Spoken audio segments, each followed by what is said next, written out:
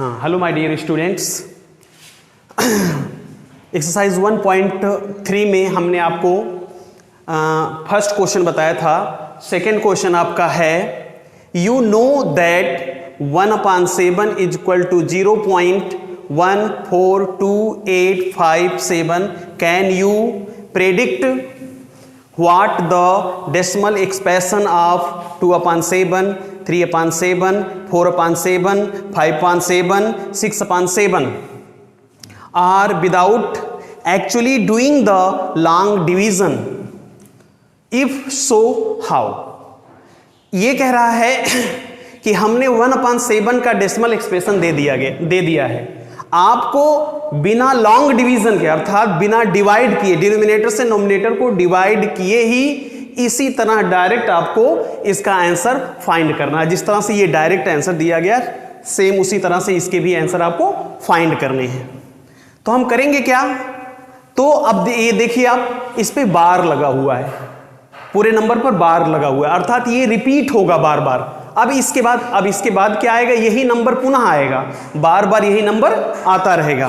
तो इसी के आधार पे हम 2/7 का, 3/7 का, 4/7 का, 5/7 का और 6/7 का डेसिमल एक्सप्रेशन निकालेंगे। आप इधर देखिए 1/7 की वैल्यू यहां पे दी गई है। 1/7 इज इक्वल टू 0.142857 दिया गया है। अब हमको निकालना है 2/7 का। तो हम 2/7 का कैसे फाइंड कर सकते हैं? यहां लिखते हैं हम 2/7। ध्यान दीजिएगा, 2/7 इज इक्वल टू हम इसको लिख सकते हैं 2 × 1/7। इसको लिख सकते हैं हम क्या? 2 × 1/7, अर्थात पुनः हम 2 से इसमें मल्टीप्लाई कर देंगे तो पुनः हमको 2/7 मिल गया। लेकिन हमको वैल्यू दी गई है किसकी? 1/7 की वैल्यू हमारे पास है, तो हमको 2/7 का निकालना है। तो हम क्या करेंगे? यहां पे 1/7 की जगह पे हम 1/7 की वैल्यू को पुटअप कर देंगे। ध्यान दीजिएगा, 1/7 की वैल्यू ये दी गई है, तो हम 2 × 1/7 अर्थात 2 × 1/7 की वैल्यू ये पुटअप करके 2 से मल्टीप्लाई कर देंगे, 2/7 का वैल्यू आ जाएगा। तो हमने यहां लिखा 2 × 1/7 की वैल्यू, देखिए 1/7 की वैल्यू ये है, अर्थात 1/7 के स्थान पर हम इसको पुटअप कर देंगे। तो हम यहां पुटअप करते हैं 0.142857।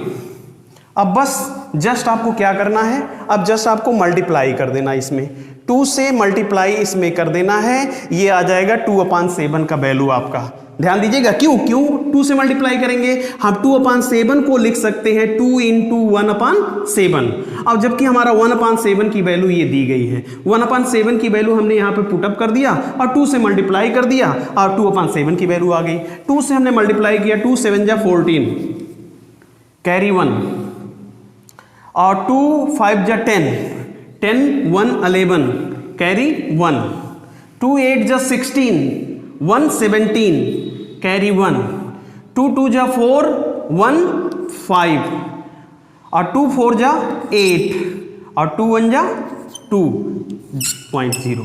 ये आपका 1/7 का 2/7 की वैल्यू आपकी आ गई।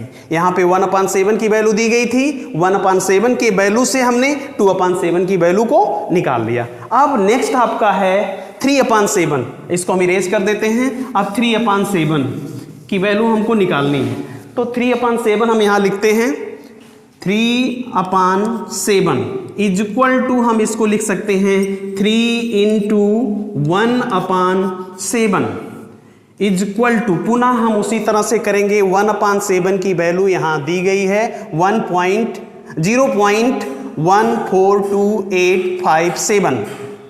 तो हम 1/7 की वैल्यू को यहाँ पुटअप कर देंगे, उसमें 3 से मल्टीप्लाई कर देंगे तो 3/7 की वैल्यू आ जाएगी।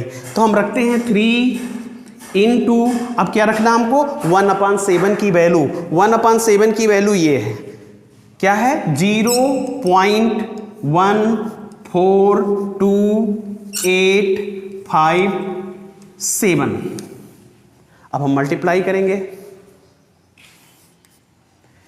मल्टीप्लाई करते हैं 3 × 7 = 21, 21 का 1 कैरी 2, 3 5 जब 15, 15 और 2 17, कैरी 1, 3 8 जा 24, 125, कैरी 2, 3 2 जा 6 और 2 8, 3 4 जा 12, 2, 3 1 जा 3 1, 4, 0 पॉइंट इतना। अब आपका ये किसकी वैल्यू आ गई, 3/7 की वैल्यू ये आपकी आ गई है। अब आपको करना क्या है, 4/7 का करना है। सेम इसी तरह से अब की बार किससे मल्टीप्लाई किया जाएगा, 4/7 में 4 से मल्टीप्लाई कर दिया जाएगा 1/7 की वैल्यू में। और 5/7 का जब हम निकालेंगे तो क्या करेंगे, हम 5 से 1/7 की वैल्यू में मल्टीप्लाई कर देंगे तो 5/7 की वैल्यू आ जाएगी। इसी तरह से 6/7 की वैल्यू हमको फाइंड करनी है तो हम क्या करेंगे, 6 से 1/7 की वैल्यू में मल्टीप्लाई कर देंगे तो 6/7 की वैल्यू आ जाएगी। ये सब आप कर सकते हो ना, ओके।